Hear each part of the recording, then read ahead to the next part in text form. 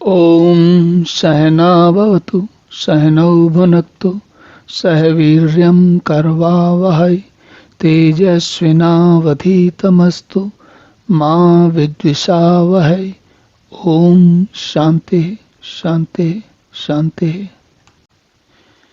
हरि ओम। तो अब भगवान कहते हैं समा अहम सर्वभूतेषु न मे देश्व अस्ति न प्रियः ये भजन्ति तु माम भक्त्या मयि ते तेषु च अपि अहम। मैं सब भूतों में समभाव से व्यापक हूँ, न कोई मेरा अप्रिय है और न प्रिय, परंतु जो भक्त मुझको प्रेम से भजते हैं वे मुझ में और मैं भी उनमें प्रत्यक्ष प्रकट हूँ। देखिए, ये बात भगवान ने बार बार कही है। पिछले श्लोकों में हमें यही समझाया था कि मैं सूर्य में भी हूँ, मैं जल में भी हूँ, मैं धरती में भी हूँ, मैं मनुष्य में भी हूँ, मैं भूतों में भी हूँ, मैं पितरों में भी हूँ, सब में बताया था उन्होंने। तो उन्होंने जब ये कहा था तो कोई ऐसा थोड़ी था कि बाकी सब में कहा था उसमें सब छूट गए। मैं सब भूतों में समभाव से व्यापक हूँ। वो भगवान मुझ में भी हैं और मेरे शत्रु में भी हैं। और भगवान को ना मैं प्रिय हूँ ना मेरा शत्रु अप्रिय है। तो ना मैं प्रिय ना वो अप्रिय। कौन प्रिय? जो मुझको प्रेम से भजते हैं मैं उनमें हूं और वो मुझ में है। तो ये भगवान को कोई समस्या नहीं किसी से। ये समस्या किसकी है? हमारी है। हमारी क्या समस्या है? हम पहली बात तो आपस में झगड़ा करते हैं, फिर भगवान से भी झगड़ा करते हैं। और झगड़ा करना तो पता नहीं भगवान ने कैसा गुण दिया है हमको। झगड़ा तो हम हर जगह करते हैं, ऐसी ऐसी जगह करते हैं कि पूछिए मत। और इसलिए अगर जब हम लेकिन झगड़ा हम वैसे हर जगह करते हैं, लेकिन ऐसा नहीं होता कि हम अपने दाएं हाथ का झगड़ा बाएं हाथ से करवाते हों। ऐसा कभी नहीं होता। कभी आपने करके देखा है कि दायां हाथ और बाएं हाथ आपस में झगड़ रहे हैं कि ये मैं श्रेष्ठ हूं कि वो श्रेष्ठ है? क्यों नहीं होता? क्योंकि आपको पता है कि दोनों आपके हाथ हैं और ये दोनों हाथों का नियंत्रण आपके मस्तिष्क पे है, मन में है, बुद्धि में है।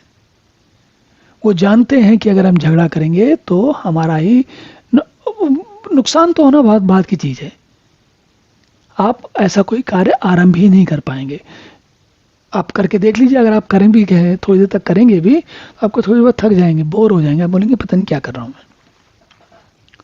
तो इसलिए जब आपको ये समझ में आ जाता है कि मेरा कुछ नहीं और भगवान सब जगह है, वही सब कुछ है, मैं भी वही हूं और सामने वाला भी वही है, और ये बात समझना, बौद्धिक रूप से समझना फिर भी आसान हो सकता है।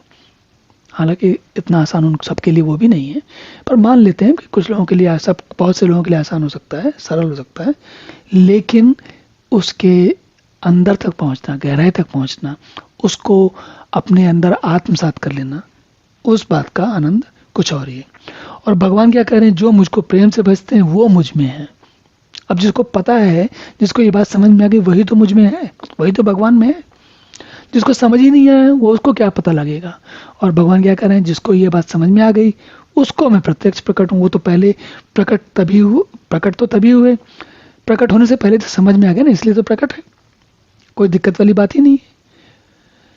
अब ये बात सुनना, कहना बड़ा ग्लैमरस सा लगता है कि हाँ भाई ऐसा है वैसा है, परंतु इसका अनुभव करना, इसको जीवन में धारण करना, इसको जीवन का अभिन्न अंग बना लेना, ऐसा बना लेना, उस स्थिति में पहुंचने में भी देर लगती है।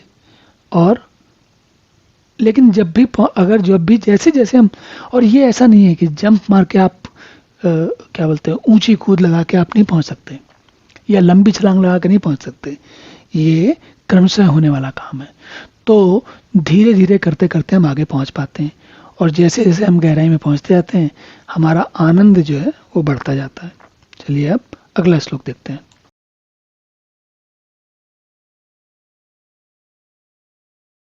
ओम पूर्णमदः पूर्णमिदं पूर्णात् पूर्णमुदच्यते पूर्णस्य पूर्णमादाय पूर्णमेवावशिष्यते।